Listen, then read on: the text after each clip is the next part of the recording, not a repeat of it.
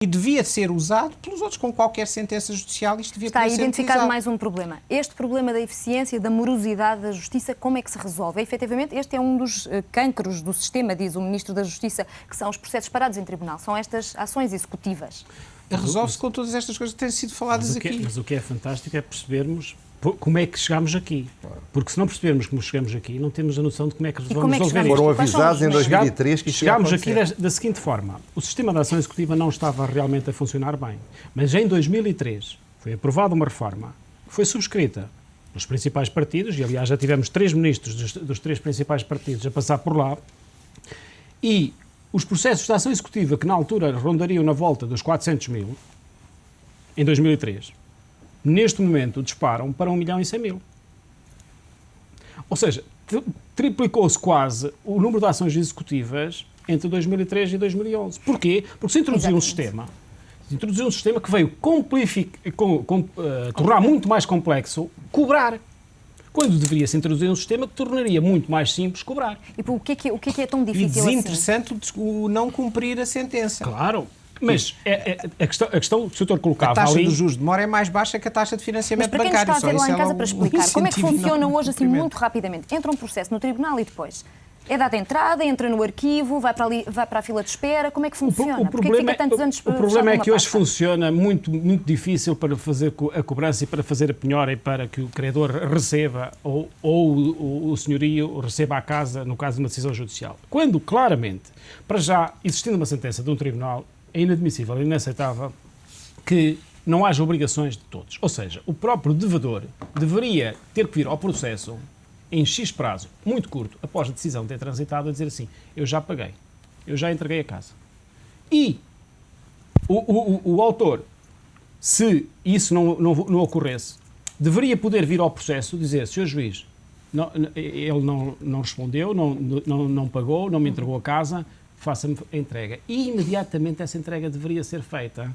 E depois, se a entrega foi incorreta, ou se o pagamento foi incorreto, ou se a penhora foi incorreta... Mas aí já vai num ponto um bocadinho mais adiante. Eu gostava de recuar um bocadinho para perceber como é que é o funcionamento. A partir do momento em que entra um processo em tribunal... mais uma hora, não é? Não, é muito rápido para perceber. Como é que funciona? Explique-me. Explique-me assim de uma forma muito simples. Pode explicar o processo todo, mas... Porquê que um processo demora 10 anos, 15 anos? Um conjunto variado de razões. Agora, já falámos de algumas. A questão é esta. O cumprimento das ações judiciais, era o que estava aqui a dizer o Sr. António Martins, devia ser automático e sem contemplações. Claro. Nós há dias vimos na televisão um caso em que funcionou, que era um despejo de uma família. Ora bem, mas toda a mensagem que passava o jornalista, toda a mensagem que passava a família, toda a mensagem que era passada para a opinião pública é coitado do que não pagou. Está a falar do inquilino que ficou 18 anos sem pagar a casa. É evidente, quer dizer, como é que é possível que ainda se discuta digamos, a razoabilidade daquele senhor estar ali sem pagar? Se o Estado entender que toda a gente tem de ter um teto, embora sem pagar, o Estado faça aí uns prédios e coloque lá as pessoas. Mas não é possível haver um mercado de arrendamento se a pessoa a quem não lhe pagam não puder sumária e automaticamente recuperar o seu património. É por isso que agora temos na Troika uma medida a dizer assim, em 3 meses tem que se fazer o despejo. Ai, já deu. Que é inadmissível que alguém nos venha dizer que em 3 meses tem que se Nós fazer. temos umas crianças mal comportadas, é muito bem feito. E umas crianças, como se diz, não gostam de cumprir. Claro. Porque é evidente que uma decisão de um tribunal devia ser, como diz, obrigatória para todos e é para cumprir. Tenho ainda mais uma pergunta. Já o professor Antunes Varela dizia no manual, e eu não me esqueço, que é preciso proteger a família do devedor. Na Assunção, presumo que os credores não têm família. Não há nada mais parecido com o comunismo que o salazarismo. Exatamente. Tenho mais uma pergunta, não sei se é uma pergunta difícil ou não. É verdade que os advogados têm prazos a cumprir e os magistrados não têm prazos a cumprir? Existe, neste caso, alguma responsabilidade maior por parte dos juízes no não cumprimento dos prazos? É uma crítica... É uma pergunta demagógica. É justa, mas é uma pergunta demagógica. Deixa-me ser a mim a responder, que não sou magistrado. Ora bem. Mas agora depois deixe-me só de poder dizer alguma coisa. Um bocadinho. Ora bem. Não dizer que me calei pelo silêncio. Nós temos de cumprir prazos, não há dúvida nenhuma. E o sistema exige-o, às vezes, de uma forma completamente irracional. Isto é, em qualquer tribunal normal, em qualquer parte do mundo, é possível telefonar e dizer, olha, eu não me convém entregar hoje, entregar amanhã. Isso não há, cá em Portugal é muito rigoroso. Os juízes também têm prazos. Agora, o grande problema é que, em parte, o excesso de pendências torna inviável o cumprimento de tais prazos. Por outro lado, o próprio Código de Processo Civil torna inviável tais prazos. Nos Estados Unidos, por exemplo, a maior parte das sentenças são verbais. São dadas pelo telefone. O juiz faz uma conference call com os dois advogados e diz, neste caso, condena o senhor A a pagar ao senhor B, e faz a uma senhora que toma ali uma pequena nota, e o juiz só escreve a sentença se for realmente essencial. Milhares e milhares de sentenças são escritas em Portugal, é pura perda de tempo. Ou seja, portanto, já estamos a falar outra vez dos processos. Excesso de trabalho, mau sistema de funcionamento das normas adjetivas e, além disso, digamos, uma cultura judiciária. Eu estive no Conselho Superior da Magistratura e vi a tentativa de julgar como nota mais baixa juízes, porque, na palavra do inspetor, as sentenças eram muito pequenas. Ora bem, com esta cultura não há reforma que funcione. É também a justiça que não se modernizou. Já agora deixa-me só responder a isto. Defesa da honra. Não, nem é isso. Nem é isso. É apenas então só dizer que o Dr. José Miguel Júdice colocou o acento tónico no ponto correto. Efetivamente, os magistrados também têm prazos. Prazos a cumprir. E o Conselho Superior da Magistratura tem a obrigação de velar pelo cumprimento dos prazos. E aquilo que eu digo às pessoas é, se acharem que o seu processo está a demorar demasiado, queixem-se ao Conselho Superior da Magistratura, para que o Conselho Superior da Magistratura averigue se há incumprimento do juiz, e, portanto, se tem possibilidades de dar a sentença e não a está a realizar, ou se tem lá 6.000 processos e, consequentemente, alguns têm que ficar para trás e é impossível, eventualmente, cumpri-los todos em tempo útil. Não é? Sei que quer dizer qualquer coisa. Sim, só um comentário também em relação a isto, não em relação aos prazos de juízo, mas em relação ao tempo de resposta do sistema.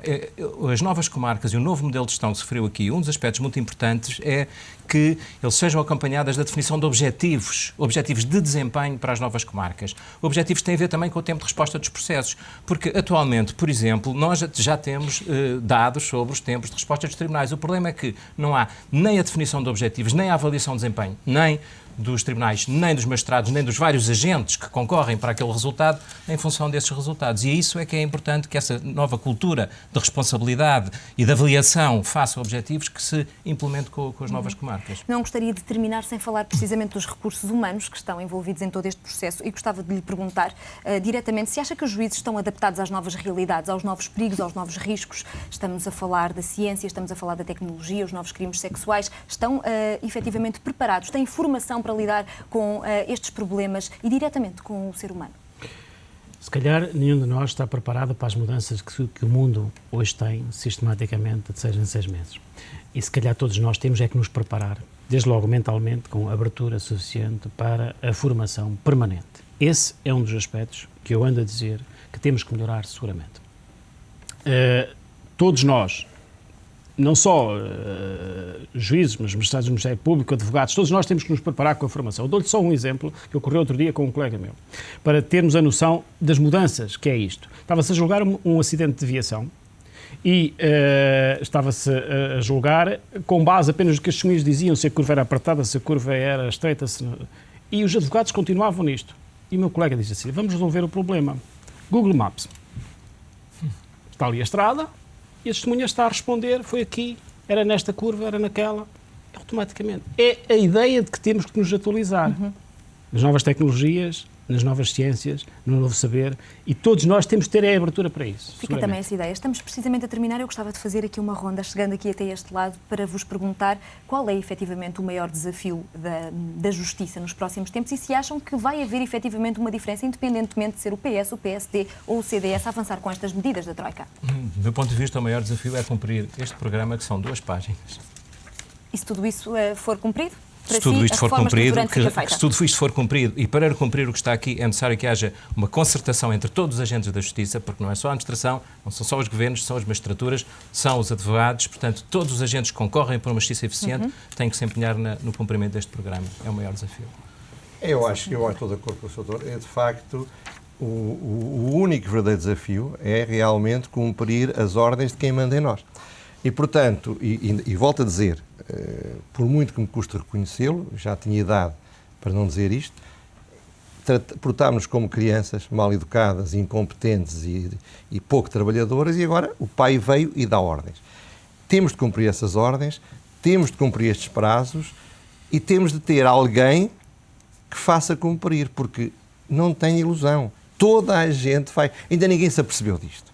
Quando se aperceberem disto, vai ter os advogados, os juízes, os professores, os engenheiros, os médicos, os padres, tudo vai estar contra isto, porque isto não é só na justiça. Ora, a mobilização da sociedade contra isto vai ser violentíssima. É preciso um governo com muita força, com muita coragem, com muita determinação, ouvindo com certeza toda a gente, mas dizendo... Devo depreender com muita força que envolva mais de uma ou duas forças políticas? Isso não é o tema do debate. O que eu quero dizer é que, seja quem for, tem de ser alguém que esteja habitado por uma espécie de fogo sagrado. E que ache que, se não for a bem é mal, se não for a direita é a torto, mas tem de ser feito. Se conseguirmos finalmente que haja um governo que cumpra um programa e que o cumpra num calendário, hoje, se eu vou a pé a Fátima. Também vai a pé a Fátima, se for cumprido? Vou. Se este programa for cumprido, vou. Embora haja algumas coisas que talvez não sejam as melhores. Claro, mas é preciso fazer as coisas. E houve um ponto que o Dr. António Martins pegou e que eu gostava de pegar. Os juízes têm que ter mais poder para decidir certas coisas. A celeridade na justiça é essencial. Não se pode discutir um caso pequenino. Houve-se 3 testemunhas durante um quarto de hora cada uma e as alegações são 2 páginas e acabou, porque cada um dos advogados tem igualdade de circunstâncias. Segue. Portanto, esta mentalidade que falava o Dr. José Miguel Júdice para cumprir também tem que ser aplicada a formas novas, mais informais dentro dos próprios tribunais de cumprir as coisas e de atingir o objetivo. Muito obrigada, meus senhores. Foi um gosto e um luxo tê-los neste Comissão Executiva. É assim que termina este Comissão Executiva. O especial Eleições continua amanhã, com os jovens da política e às 10, rigorosamente a não perder. Tenham um excelente dia.